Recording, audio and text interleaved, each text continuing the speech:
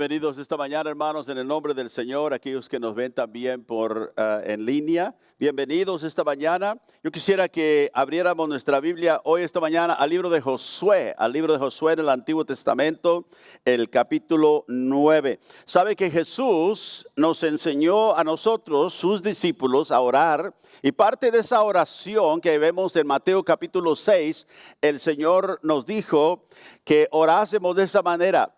Dijo, hágase, Padre, tu voluntad. Sea hecha tu voluntad en el cielo o en la tierra, así como en el cielo. Entonces nosotros tenemos responsabilidad de parte de Jesús de ser un pueblo que vivimos por fe. Diga por fe.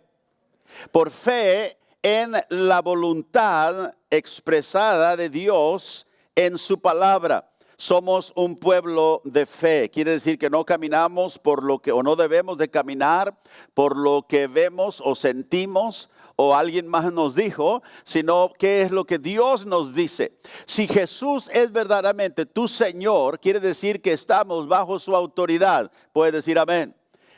Quiere decir que ya no nos pertenecemos a nosotros mismos.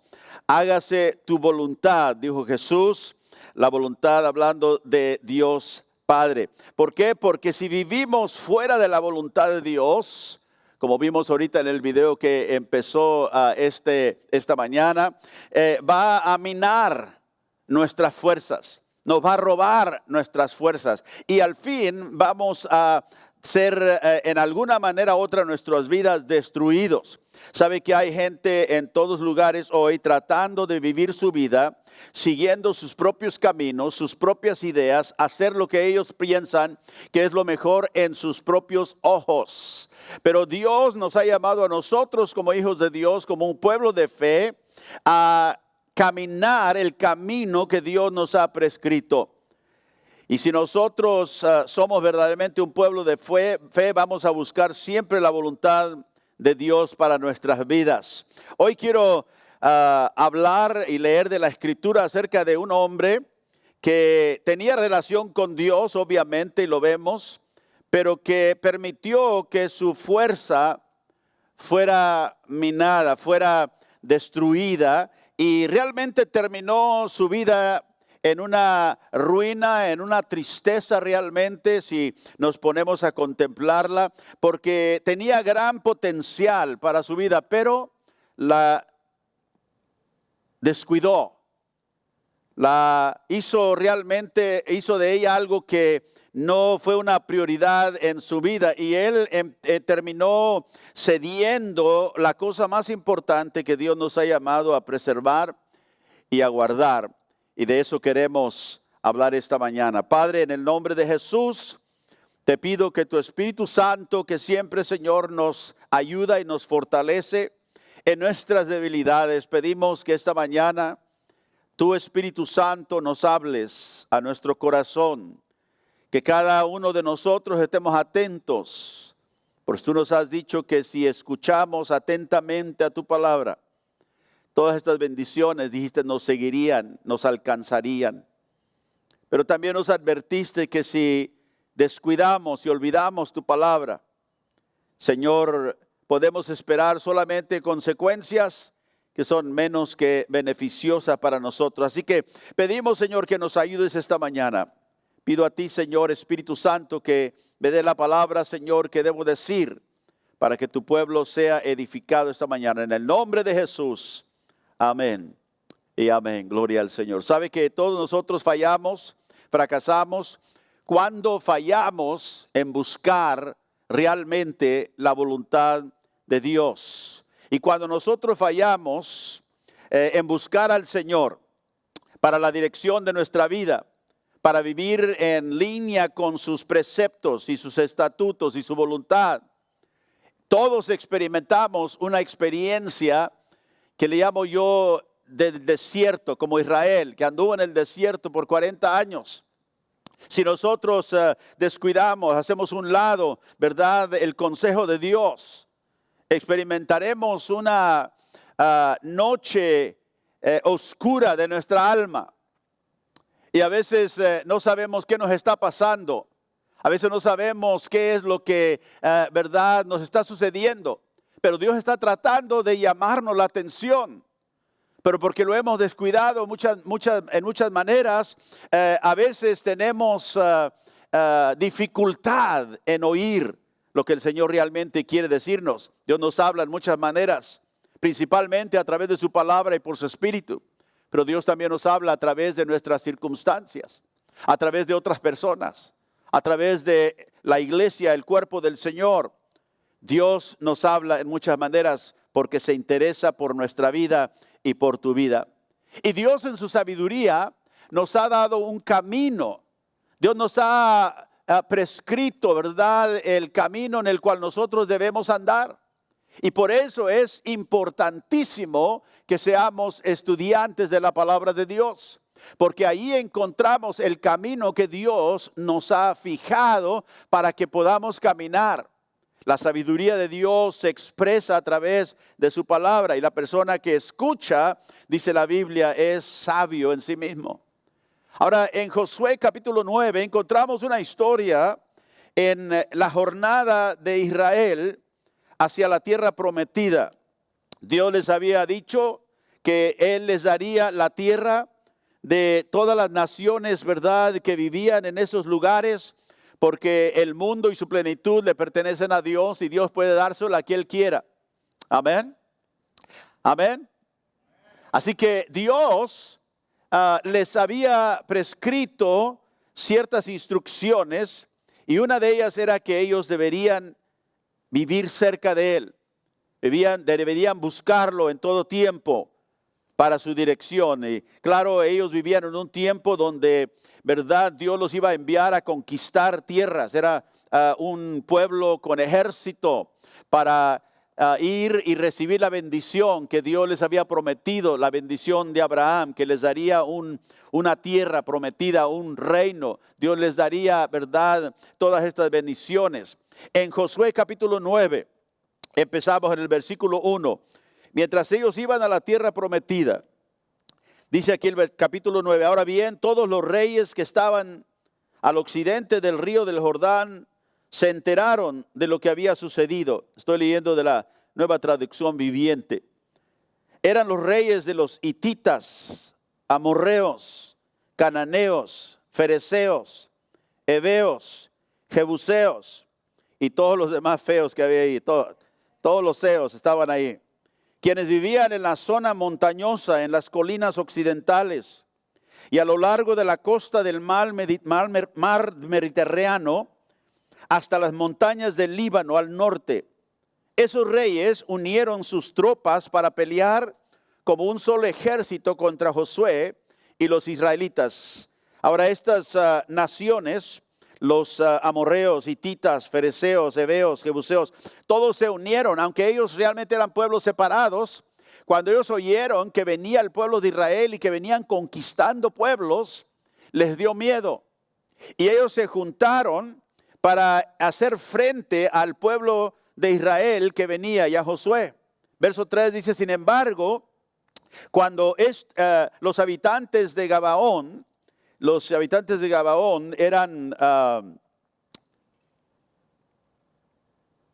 creo que eran ellos los hititas, si no me equivoco, era uno de los pueblos de Gabaón. Dice, oyeron lo que Josué había hecho a Jericó y a la ciudad de ahí. Recurrieron al engaño, note, para salvarse la vida.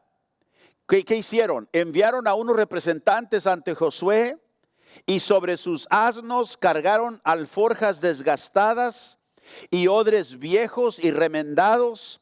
Se pusieron ropa harapienta y se calzaron sandalias gastadas y remendadas. Además, llevaban pan seco y mohoso. Note todo lo que hicieron. ¿Por qué? Porque temían de su vida. Empezaron a tramar. ¿Por qué? Porque el mundo es lo único que sabe. Cuando el mundo tiene problemas, tratan de adaptarse de alguna manera a otra, ¿verdad? Hacer lo que ellos saben hacer. Y saben, no podemos quizá contra este ejército que viene, porque hemos oído que vienen conquistando muchos pueblos. Y vamos a hacer algo, entonces tenemos nosotros que hacer algo. Y lo que el mundo hace es engañar y tramar y mentir y hacer eso. Y ellos empezaron a dar la ilusión de que eran un pueblo, ¿verdad?, que habían venido de lejos. Y cuando llegaron al campamento de Israel, verso 6, en Gilgal, le dijeron a Josué, acuérdense, Josué es el líder. Moisés ya había muerto, dice a los hombres de Israel, venimos de una tierra que lejana para pedirles que hagan un trato de paz con nosotros. Querían entrar en un pacto con ellos. Dijo, entonces los israelitas le respondieron a esos heveos, perdón, eran heveos, yo dije que hititos, no eran heveos. ¿Cómo podemos saber que ustedes no viven cerca? Pues si viven cerca, no podemos hacer ningún trato de paz con ustedes. Ahora, ¿por qué Josué dijo eso? Porque Dios les había dicho, yo les voy a dar la tierra, van a entrar y van a poseerla. Yo se las he entregado a ustedes. No harán ningún trato, ningún pacto con ninguna de las naciones que están ahí. Dios sabía por qué les daba esa instrucción. Entonces Josué, sabiendo eso, dijo, nosotros no podemos hacer pacto con ustedes. Dice, pero nosotros venimos de lejos. Hemos oído lo que ustedes han hecho y queremos hacer un trato, un pacto con ustedes. Entonces los israelitas le respondieron a esos heveos, ¿cómo podemos saber que ustedes no viven cerca? ¿Cómo sabemos que ustedes no son de aquí? Y dice, y pues si viven cerca no podemos hacer ningún trato de paz con ustedes. Ellos respondieron, nosotros somos sus siervos, pero ¿quiénes son ustedes? Preguntó Josué, ¿de dónde vienen? Y ellos le contestaron, nosotros sus siervos venimos de un país muy, ¿qué? Lejano, venimos de muy lejos. Hemos oído del poder del Señor su Dios y de todo lo que hizo en Egipto. También hemos oído de lo que les hizo a los dos reyes amorreos que vivían al oriente del río Jordán, a Sehón, el rey de Hesbón, y a Og, rey de Basán, quien vivía en Astarot. Entonces nuestros ancianos y todos nuestros pueblos nos dieron las siguientes instrucciones. Lleven provisiones para un largo viaje. Vayan al encuentro del pueblo de Israel y díganle, somos sus siervos. Les suplicamos que hagan un trato con nosotros. Este pan estaba caliente, recién salido del horno cuando partimos de nuestros hogares. ¿Y cómo estaba ahora? Estaba seco, estaba mohoso, ¿verdad? O sea que ellos querían dar la impresión que habían venido de lejos. Dice cuando partimos de nuestros hogares, pero ahora pueden ver, está seco, mohoso. Estos odres estaban nuevos cuando los llenamos, pero ahora están viejos y rotos. Y nuestra ropa y las sandalias que traemos puestas están desgastadas de tan largo viaje. Entonces los israelitas revisaron el alimento de los gabaonitas, pero ¿no qué? No consultaron al Señor. ¿Por qué se dejaron ver o dirigir? Por lo que veo. Y vemos que, pues sí, traen zapatos desgastados, la ropa se ve vieja, parchada, ¿verdad? Remendada. Los odres ya están viejos, ya hasta tienen hoyos. El pan, mira, pobrecitos, tienen pan, ya está bien mohoso, ya bien seco ya. Yo creo que sí, tienen razón, vienen de lejos. Entonces, dice la escritura en el verso, ¿dónde nos quedamos? Verso 18.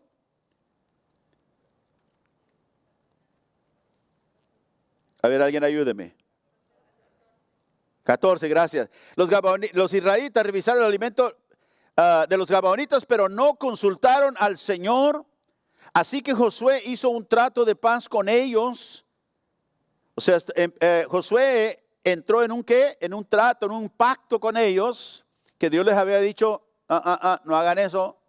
Cuando yo les dé la tierra, ustedes van a despojar toda esa tierra, toda esa gente que está ahí. Dios usó a Israel para juzgar a esos pueblos. Porque a veces la gente piensa, bueno, pero ¿por qué Dios mandó echarlos fuera? Porque eran pueblos idólatras, no conocían a Dios, eran un pueblo, ¿verdad?, de gente pagana. Inclusive muchos de ellos daban a sus hijos en el fuego como sacrificios a sus dioses.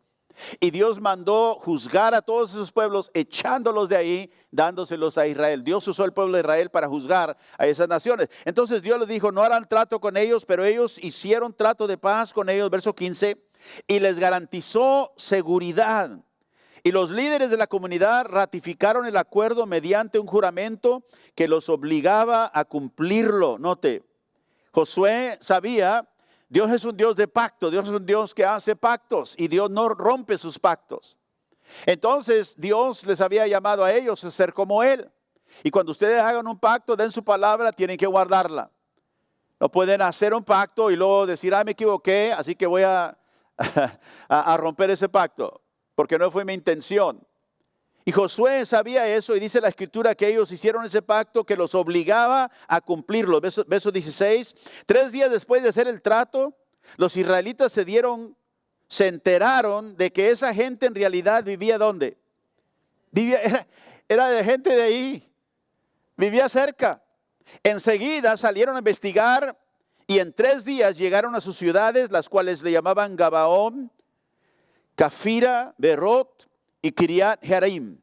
Sin embargo, como los líderes israelitas habían hecho un voto en el nombre del Señor, ¿en qué nombre habían hecho el pacto? En el nombre del Señor. Ve, a veces nosotros somos como ellos, tomamos el nombre del Señor muy ligeramente. Pero Dios no permite que nosotros usamos su nombre en vano, porque el nombre del Señor es santo, diga santo. Y dice la escritura que habían hecho este voto en el nombre del Señor, Dios de Israel, no atacaron a ninguna de las ciudades gabaonitas. Entonces el pueblo de Israel se quejó contra sus líderes por causa del trato. Pero los líderes respondieron, dado que hicimos un juramento en la presencia del Señor, Dios de Israel, no podemos tocarlos, no podemos hacer nada en contra de ellos. ¿Sabe que Josué conocía al Señor? Era el líder del pueblo de Dios, pero no buscó al Señor. Josué falló y fracasó en este instante porque no buscó al Señor, no buscó la dirección del Señor, desobedeció al Señor en las instrucciones que Dios le había dicho. Guarde su lugar aquí, vaya al libro de Éxodo. El segundo libro de la Biblia, Éxodo capítulo 23 y verso 22. En Éxodo 23 y el verso 22, Dios les había hablado al pueblo que iban en ruta a la tierra prometida. Empezando en el verso 22, dice el Señor, pero si te aseguras de obedecerle y seguirle todas sus instrucciones, ese era el ángel del Señor de Jehová que iba delante de ellos, entonces yo seré enemigo a tus enemigos y me opondré a todos los que se te opongan. Pues si mi ángel irá delante de ti y te llevará a la tierra de los amorreos, de los hititas, de los fereceos, los cananeos, de los heveos, de los jebuseos, para que vivas en ella. Yo los destruiré por completo. No rindas culto a los dioses de esas naciones, ni los sirvas de ninguna manera, ni imites sus prácticas malvadas. En cambio, destruye sus ídolos por completo y destroza sus columnas sagradas. Sirve solo al Señor tu Dios, y si lo haces, yo te bendeciré con alimento y con agua, y te protegeré de enfermedades. No habrá en tu tierra ninguna mujer que pierda su embarazo o sea estéril. Fíjese toda la promesa que Dios les hizo al pueblo. Te daré una vida larga y plena. Enviaré mi terror delante de ti y sembraré pánico entre los pueblos de las tierras que invadas. Haré que todos tus enemigos den vuelta y salgan corriendo. Mandaré terror delante de ti para expulsar a los heveos, los cananeos y los hititas. Y acuérdense, cuando ellos iban en camino, todos esos pueblos oyeron, ¿verdad?, del poder que Dios tenía en el pueblo de Israel y tuvieron temor. Eso es lo que Dios les había dicho. Yo pondré el terror, el pavor de ustedes delante de ellos, pero no los expulsaré en todos a un solo año, dijo, porque la tierra quedaría desierta y los animales salvajes se multiplicarían y serían una amenaza para ti. Fíjese qué bendición, qué cuidado de Dios.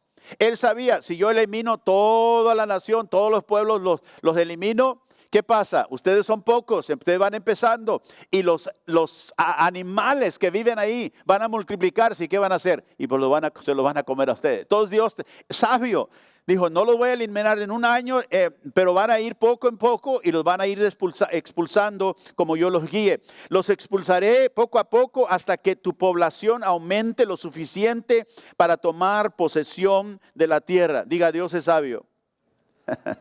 Dice, y estableceré los límites de tu territorio desde el Mar Rojo hasta el Mar Mediterráneo y desde el desierto oriental hasta el río Éufrates. Entregaré en tus manos a los pueblos que ahora viven en esas tierras y tú los expulsarás a tu paso. No hagas trato con ellos, aquí está, ni con sus dioses. Ninguno de ellos deberá vivir en tu tierra. Ninguno de ellos deberá vivir en tu tierra. Note las instrucciones específicas que Dios les dio al pueblo.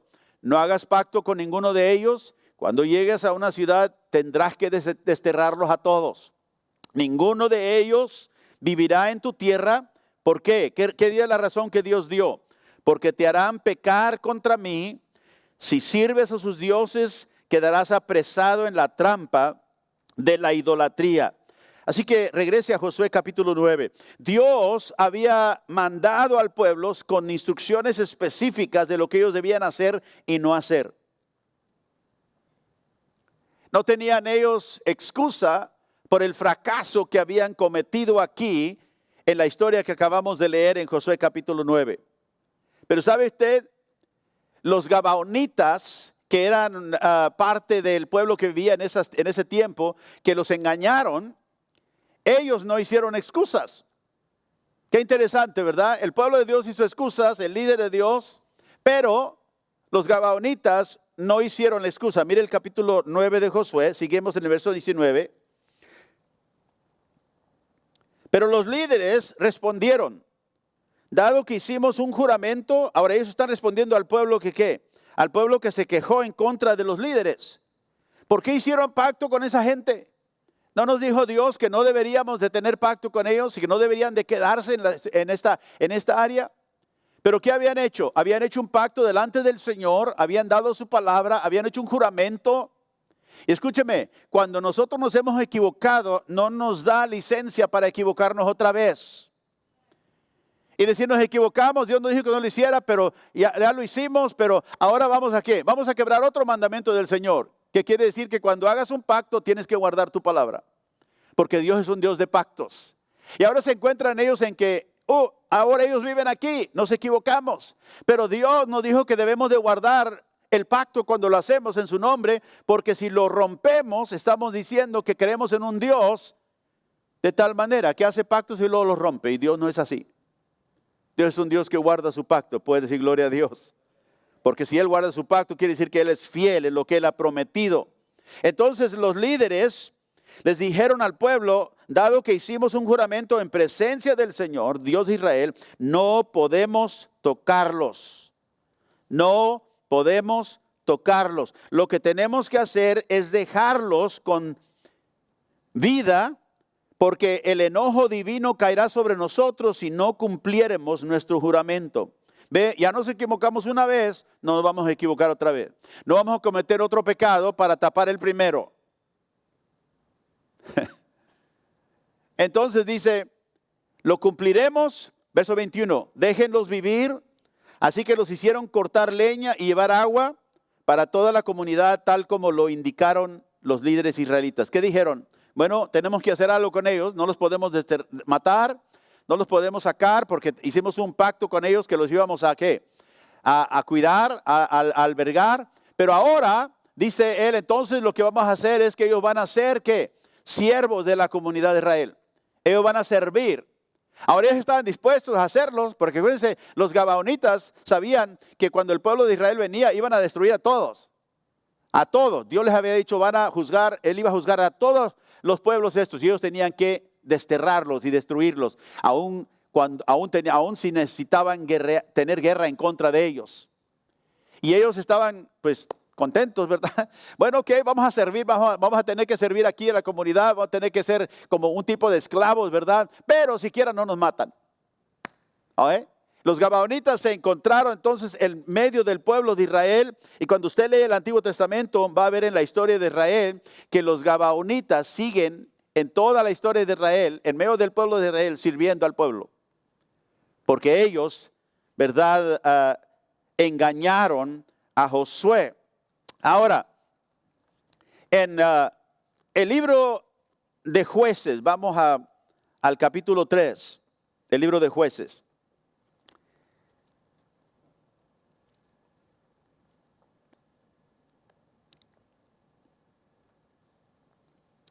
Dice ahí en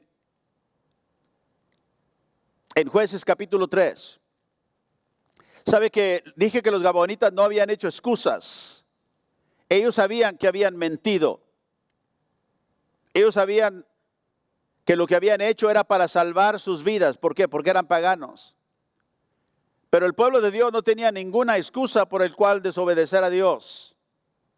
Y como dije, cuando nosotros le fallamos a Dios, todavía Dios nos requiere que sigamos en obediencia. No podemos seguir. A veces la gente dice, bueno, pues ya le fallé al Señor, vale más seguir, ¿verdad? Viviendo en mi fracaso. No. Le fallaste al Señor, está bien, arrepiéntete, regresa, porque Dios todavía te llama a que tú vivas en el camino de justicia, dice la Biblia, por amor a su nombre. Puede decir amén. Ahora acuérdese que la desobediencia siempre trae consecuencias que nos puede llevar a desviarnos del camino de Dios. Y vemos que Josué no buscó al Señor, fracasó en ese aspecto. En el libro de los Jueces, el capítulo, ¿qué dije? 3.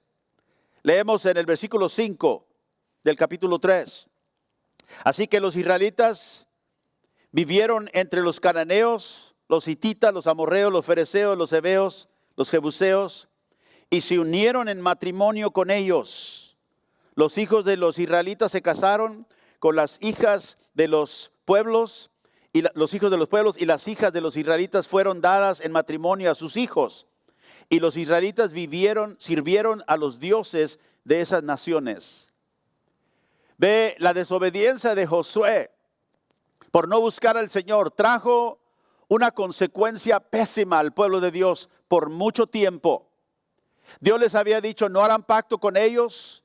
Dios les había dicho, no permitirán que ellos vivan entre ustedes. Lo leímos. ¿Por qué? Porque ellos van a voltear sus corazones de mí y los van a llevar por otro camino a la idolatría. Y aquí lo vemos después en el libro de los Jueces, que después que la nación empezó a conquistar la tierra, ellos no obedecieron en total, no solamente a los gabaonitas, sino después empezaron a dejar a los otros pueblos que vivieran dentro de los confines de la tierra que Dios les había dado. Y vemos aquí que hubo consecuencias a causa de eso. Sirvieron a los dioses de esas naciones, o sea que empezaron a influenciar al pueblo de Dios con todas sus costumbres paganas. Verso 7, y los israelitas hicieron lo malo a los ojos del Señor, se olvidaron del Señor su Dios y sirvieron a las imágenes de Baal y los postes dedicados a la diosa Acera. Entonces aquí vemos que la desobediencia trajo un resultado pésimo al pueblo y Dios tuvo que actuar. Ahora en Jueces el capítulo 3 y el verso 9, vamos a seguir adelante. Dios hace algo entonces cuando el pueblo ya se encuentra en desobediencia, viviendo en medio de la gente que Dios le dijo que ellos no debían de haber dejado ahí. ¿Por qué? Por no haber buscado al Señor. Josué falló. Él pensó, bueno, yo me puedo guiar por lo que sé, por lo que veo. Y al ver al pueblo gabaonita que venía, parecía que venía de otro lugar, pero no. Acuérdese, hermano, que el diablo es muy astuto para el engaño. Nunca se deje usted guiar por sus propios sentimientos. Nunca deje usted guiarse por lo que ve y lo que usted observa, ni inclusive lo que usted piensa. Busque al Señor y dígale, Señor, tú eres el único que sabes todo de esta situación y lo que tú quieres para mi vida. Guíame, Señor. Yo no quiero ser como Josué, que pensó que porque él era quizá un poco, era el líder y tenía quizá un poquito más de entendimiento o quizá capacidad mental para dirigir al pueblo, se equivocó por no buscar al Señor. Ahora, en Josué capítulo 3, verso 9, dije, Dios hizo algo.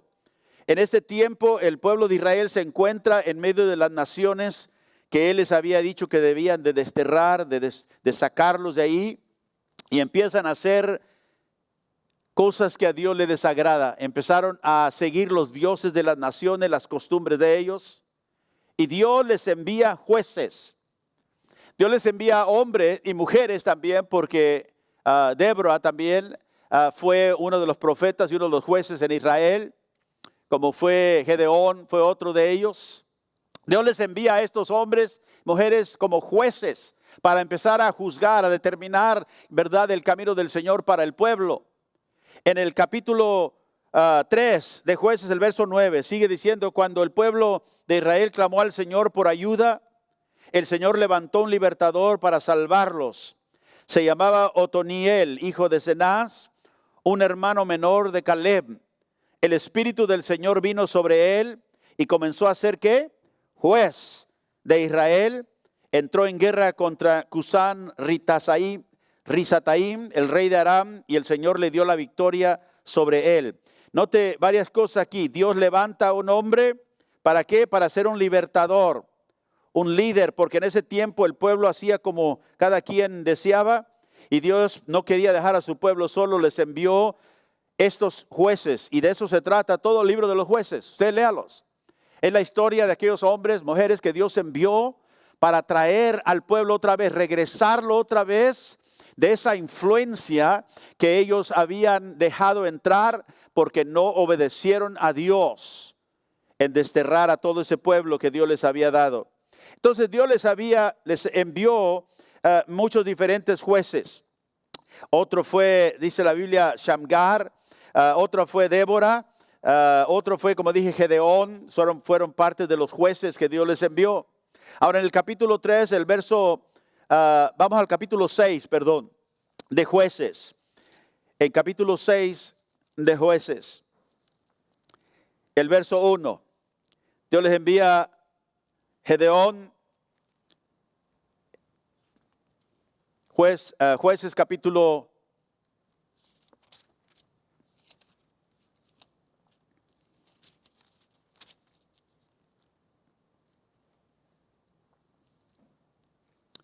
Empezando en el verso 1. Los israelitas hicieron lo malo ante los ojos del Señor. Entonces el Señor los entregó a los madianitas durante 7 años. ¿Quiénes eran los madianitas? Eran uno de esos grupos, esas naciones que Dios les había dicho que ellos tenían que echar fuera. Entonces ellos los dejaron ahí en la tierra, y Dios, ¿qué dice? Los entregó a las manos de ellos.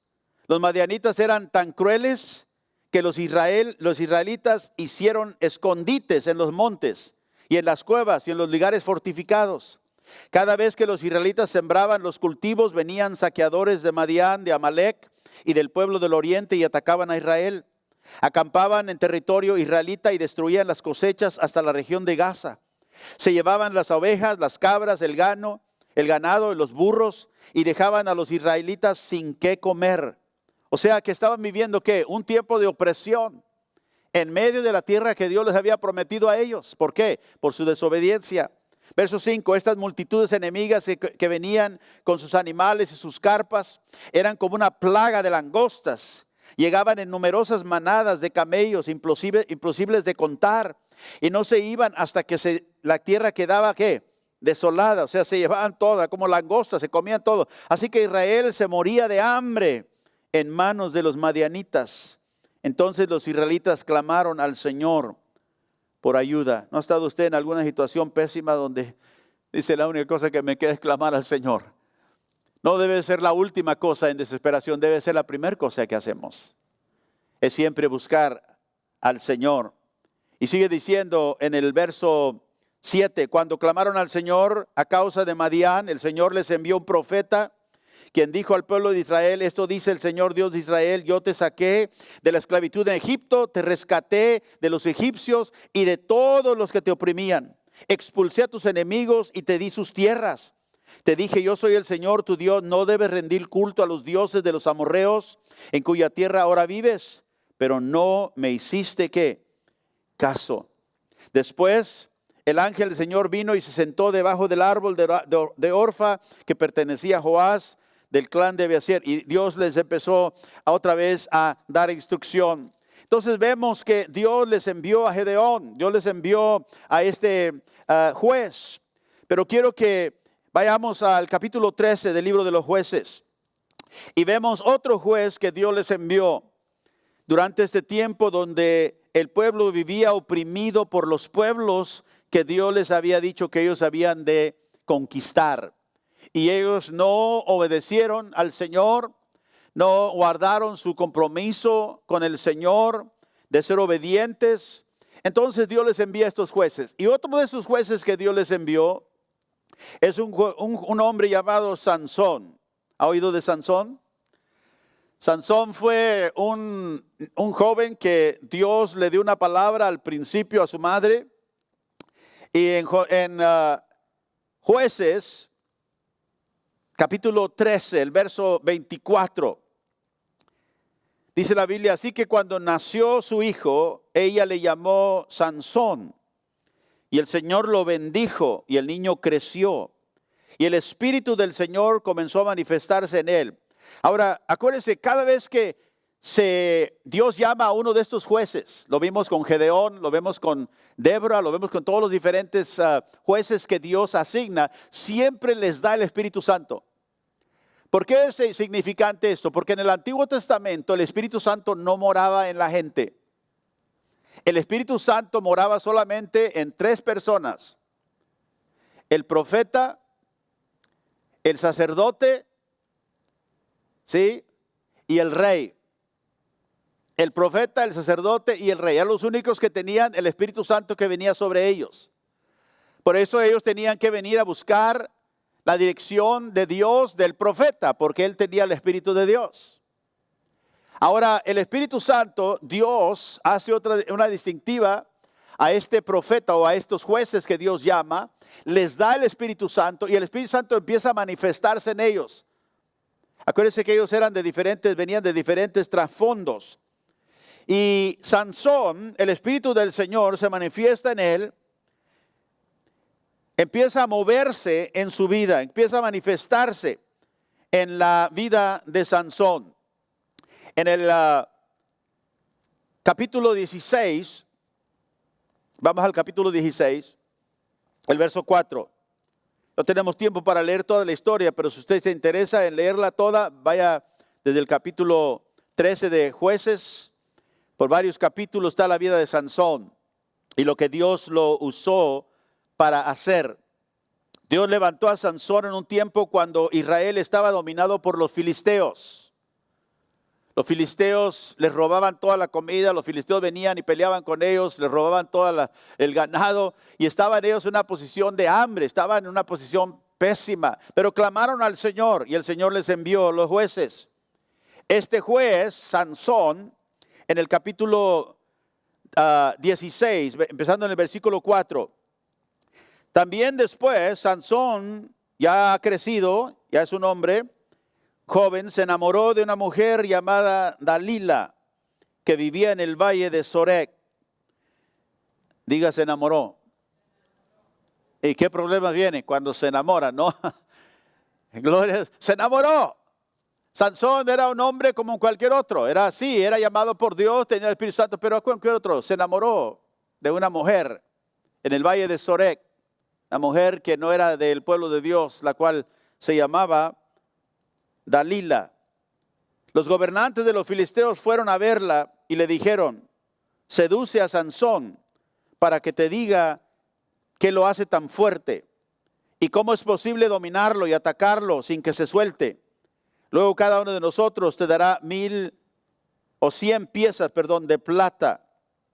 ¿Por qué vinieron a los líderes de los filisteos para tratar de encontrar el secreto de la fuerza de Sansón?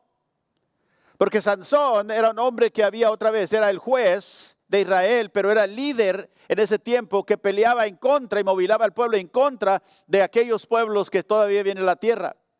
Y era un hombre bien fuerte. Usted ve, quizás ha visto películas, ¿verdad?, de Sansón en la televisión o qué sé yo, en las películas, ¿verdad?, de un hombre, ¿verdad?, fuerte, con músculos por todos lados.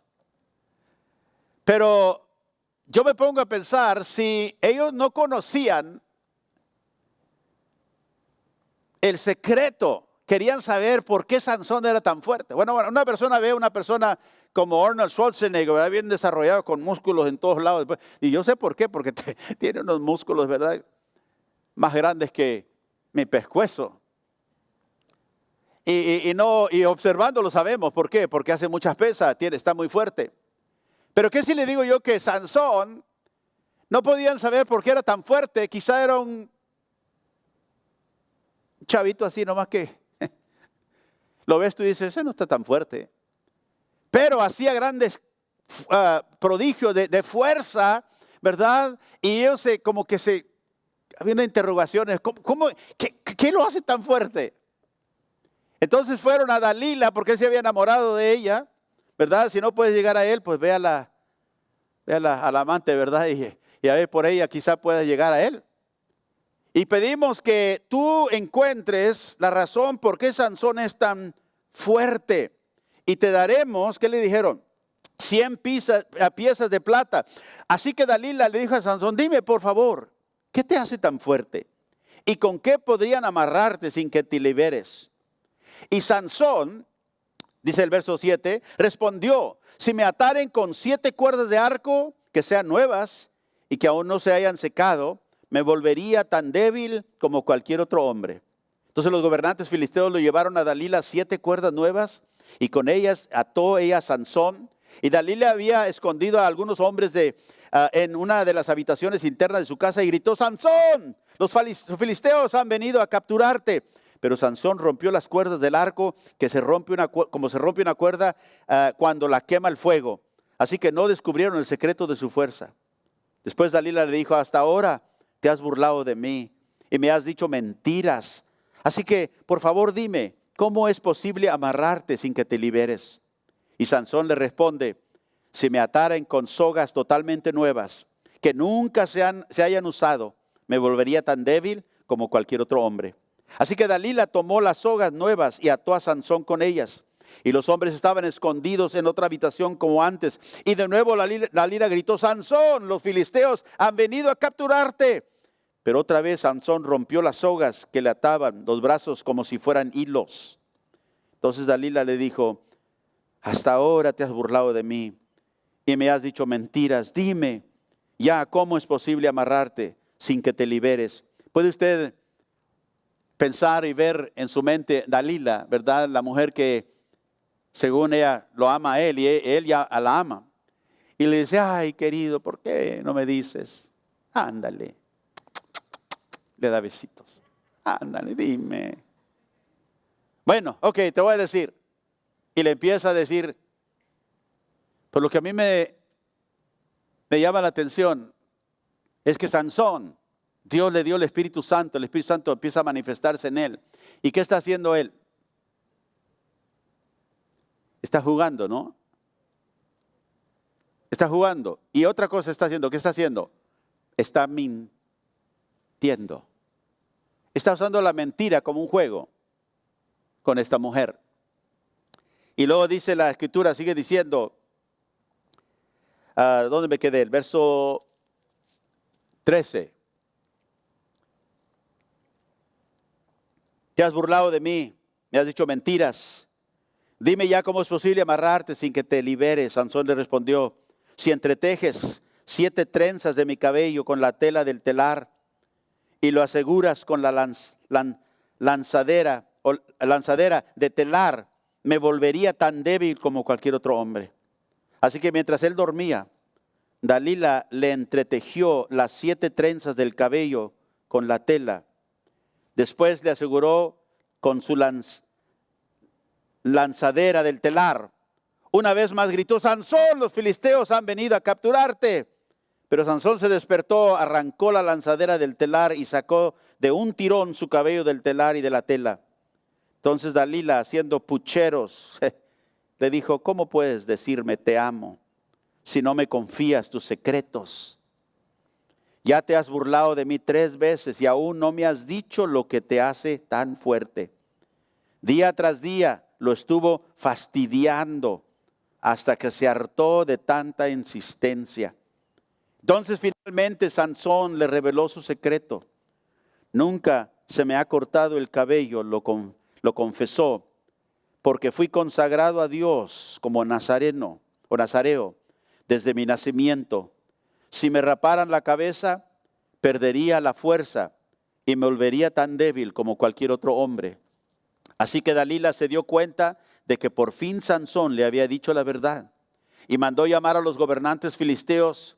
Vuelvan una vez más, les dijo, porque al fin me reveló su secreto. Entonces los gobernantes filisteos volvieron con el dinero en las manos. Dalila arrulló a Sansón hasta dormirlo con la cabeza sobre su regazo. Y luego hizo entrar a un hombre para que le afeitara las 7 trenzas del cabello. De esa forma comenzó a debilitarlo y la fuerza lo abandonó. Entonces ella gritó, Sansón, los filisteos han venido a capturarte. Y cuando se despertó, pensó él, haré como antes y enseguida me liberaré. Pero no se daba cuenta de que el Señor lo había abandonado. Sansón había sido llamado por Dios para un lugar no solo de privilegio como líder, sino con responsabilidad por el pueblo. Y él empezó a descuidar, empezó a jugar, empezó a mentir aquí, mentir allá, aunque jugando, podía decir es una broma nada más, pero él había descuidado su compromiso con Dios. Y dice la Escritura que al fin le reveló, si me cortan las trenzas, si soy rapado, entonces perderé mi fuerza. Y lo hicieron. Y la Biblia dice que él perdió su fuerza. Pero cuando él despertó, ¿qué dijo? Me levantaré como en otro tiempo. Y no se dio cuenta. Y esta es una de las oraciones más tristes en la historia de Sansón que encontramos en la Biblia. Y no se dio cuenta que el Señor lo había dejado, lo había abandonado. Yo te hago la pregunta esta mañana, ¿qué es el secreto de la fuerza de Sansón? Y si leemos la historia y la leemos ligeramente, diríamos, era su cabello, pastor. Era el cabello largo que él tenía como nazareo, el voto que había hecho de ser nazareo para el Señor. Los nazareos tenían ese voto, no tomaban vino, no se cortaban el cabello, era parte de su consagración a Dios.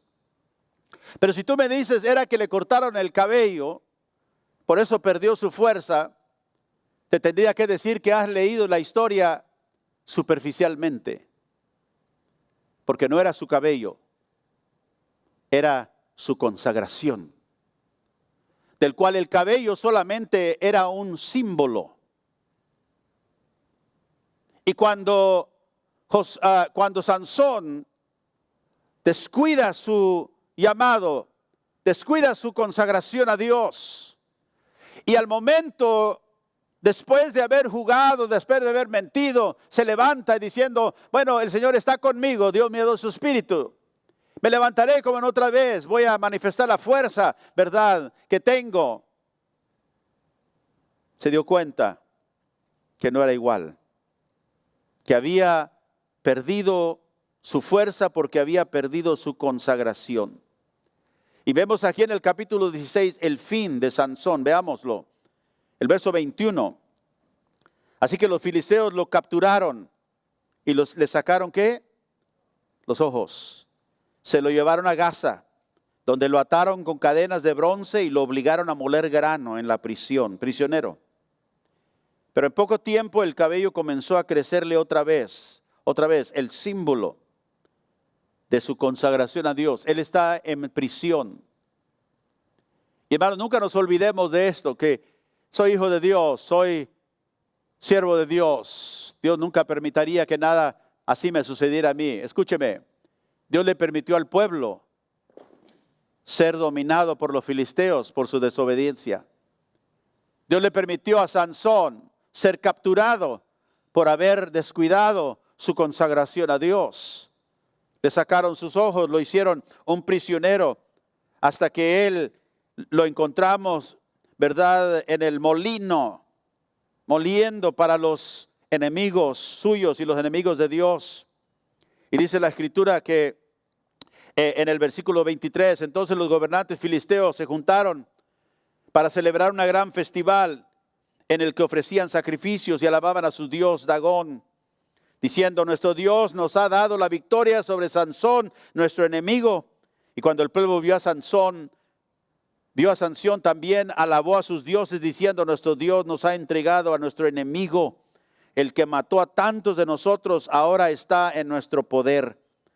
Los presentes, dice, ya medios borrachos, exigieron: traigan a Sansón para que nos divierta.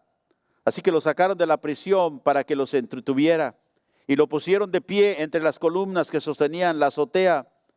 Y Sansón le dijo al joven sirviente que lo llevaba de la mano: pon mis manos sobre las columnas que sostienen el templo. Quiero recostarme en ellas. Ahora bien, el templo estaba totalmente lleno de gente. Todos los gobernantes filisteos estaban presentes. En la azotea había cerca de 3,000 hombres y mujeres mirando el entretenimiento de Sansón. Entonces Sansón oró a Dios, al Señor: Señor soberano, acuérdate de mí otra vez. Oh Dios, te ruego que me fortalezcas solo una vez más. Y aquí vemos en estas palabras de Sansón algo, hermanos. Sansón sabía de quién venía su poder. Y aunque él había descuidado su consagración, él sabía que la única manera que él podía mantener esa fuerza era porque Dios se lo había dado y porque él había consagrado su vida al Señor. Y aquí le ruega: Señor, una vez más te pido, fortaléceme.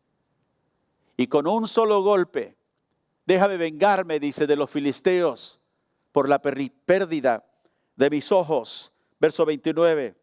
Entonces Sansón apoyó las manos sobre las 2 columnas centrales que sostenían el templo. Las empujó con ambas manos y pidió en oración: déjame morir con los filisteos. Y el templo se derrumbó sobre los gobernantes filisteos y todos los demás presentes. Y de esa manera Sansón mató más personas al morir que las que había matado durante toda su vida. El pueblo que Dios le había dicho a Josué que debían desterrar, lo habían dejado en desobediencia vivir entre ellos. Tanto que los habían dominado. Dios les envía jueces. Sansón es uno de esos jueces. Y ahora él pide a Dios una vez más, se consagra otra vez a reconocer a Dios el centro, el secreto de mi fuerza. Y le pide a Dios: déjame morir aquí.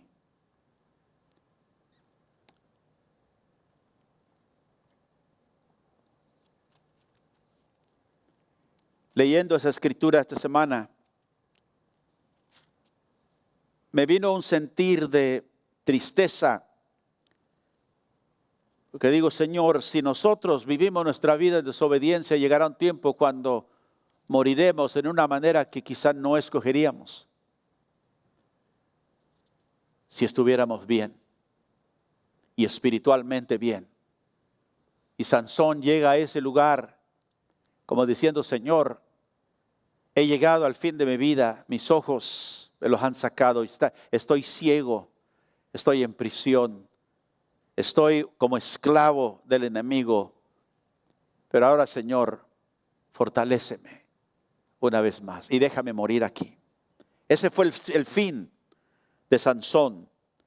Pero quiero que veamos no solamente su fin, sino también veamos su principio.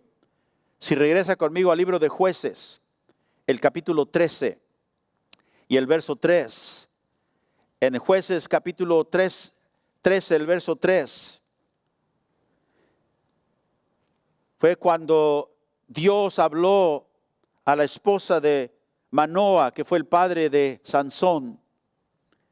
Y le dice en el verso 3: entonces el ángel del Señor se le apareció a la esposa de Manoa y le dijo: aunque no has podido tener hijos, pronto quedarás embarazada y darás a luz a un hijo varón. Así que ten cuidado, no debes beber vino, ni ninguna otra bebida alcohólica, ni comer ninguno de los alimentos prohibidos.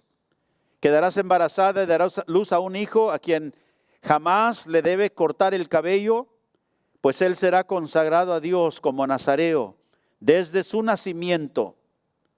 Y escuche, él comenzará a rescatar a Israel de las manos de los filisteos. Dios, que conoce el principio del fin, le dice al principio de la vida de Sansón, cuanto antes de que él naciera. Escúcheme, vea la frase esa en el verso 5. Él, ¿qué? Comenzará. Versículo 5. Él comenzará a rescatar a Israel de las manos de los filisteos. ¿El qué? Comenzará. Qué triste es que Dios, en escribir tu historia al principio, sepa, tú vas a empezar, pero no vas a terminar. Vas a principiar solamente, vas a comenzar. No porque necesariamente Dios quería que Sansón terminara como él terminó, porque sabemos que a veces hay situaciones que Dios inclusive duele su corazón al verlo. ¿Se acuerda usted de Jesús cuando vio Jerusalén? En su incredulidad, dice la Biblia que él vio la ciudad y dijo, oh Jerusalén, Jerusalén, ¿cuántas veces dijo que yo quise juntarlos como una gallina a sus polluelos, pero no quisieron? Yo quise juntarlos, pero no quisieron. Sansón, yo que quisiera que tú hubieras sido el juez, que hubieras liberado al pueblo enteramente, pero solamente vas a comenzar a hacerlo. ¿Por qué? Porque él descuidó su consagración, perdió su fuerza. Sus fuerzas fueron minadas porque se olvidó de su llamado, jugó con su llamado y su fuerza fue minada, fue destruida. ¿Cuál es el secreto de tu fuerza? ¿Dónde debe de estar tu fuerza? Pablo escribió en Efesios 6:10 que debemos de estar fuertes ¿en quién? En el Señor y el poder de su fortaleza. La fortaleza del creyente siempre está en Dios, siempre está en el Señor. Puede decir gloria a Dios. Si nosotros descuidamos nuestro caminar con Dios, no podemos esperar algo diferente que lo que vemos expresado en la palabra de Dios. Y por eso Dios te llama a ti, Dios me llama a ti, a mí, a saber dónde está nuestra fuerza. Yo en mi persona como hombre no tengo fuerza en mí para vivir en contra de todo el enemigo de Dios y el reino de las tinieblas. Necesito el Espíritu de Dios, necesito la fuerza que Dios solamente me puede dar. Y esa fuerza demanda de mí y de ti una consagración a Dios. Y si esta mañana tú eres como Sansón jugando con tu vida espiritual, cuidado, hermano, hermana. Cuidado, porque Dios en su palabra nos ha dado la vida de Sansón y de otros para amonestarnos, para decirnos, esta no es la manera de caminar. Aprende de ellos. Estas cosas fueron escritas para nuestra instrucción, dijo Pablo a los Corintios. Para que a través de ellos nosotros podamos ver y decir, esto no agrada a Dios. Yo necesito buscar a Dios en todo lo que hago. No necesito tratar mi consagración a Él como algo ligero. Porque Dios me llamará a cuenta a cada uno de nosotros. Pero sabe que no nos ha dejado solos. Nos ha dado el Espíritu Santo. Y el Espíritu Santo quiere manifestarse como lo hacía en el tiempo de los jueces, con el tiempo de David. Y ahora en el tiempo de la iglesia primitiva, cuando el Espíritu Santo vino y los impulsó a llevar el mensaje del Evangelio a todo el mundo. Hermano, yo te invito esta mañana a que tú reconozcas dónde está el secreto de mi fuerza. No está en mi conocimiento, no está en mi influencia, no está en mi posición. Está en mi consagración al Señor.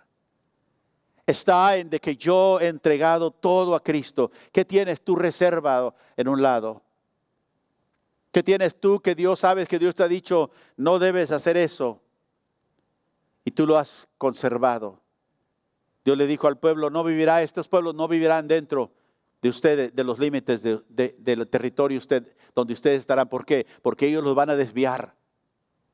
Y nosotros quizá no tenemos hoy países enemigos, pero nuestros enemigos son tan reales que tratan de desviarnos. Pueden ser las mentiras que hemos oído del enemigo, o pueden ser quizás las mentiras que nosotros mismos nos hemos dicho. Pero esta mañana yo quiero que le digas al Señor y le digamos al Señor: la consagración a ti, Señor, es el único secreto de mi fuerza. Yo te necesito. Ahí donde estás, póngase de pie conmigo. Si en esta mañana yo te voy a pedir que tú le digas al Señor, que conoce tu corazón y te da esta oportunidad de que seas un cristiano fuerte, que madures en el Señor y la fuerza tuya no sea fuerza de tu propio entendimiento, pero que tú le digas: Señor, rehúso ser sabio a mis propios ojos, como dice tu palabra.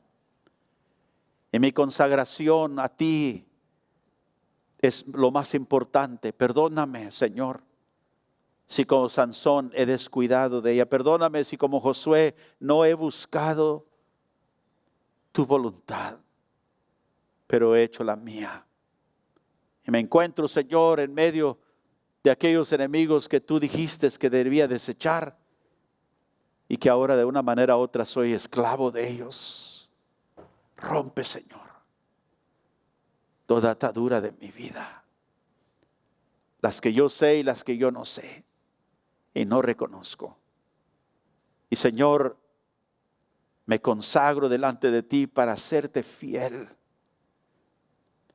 No quiero terminar, Señor, como Sansón, ciego, prisionero de los enemigos que yo debería haber conquistado en mi propia vida.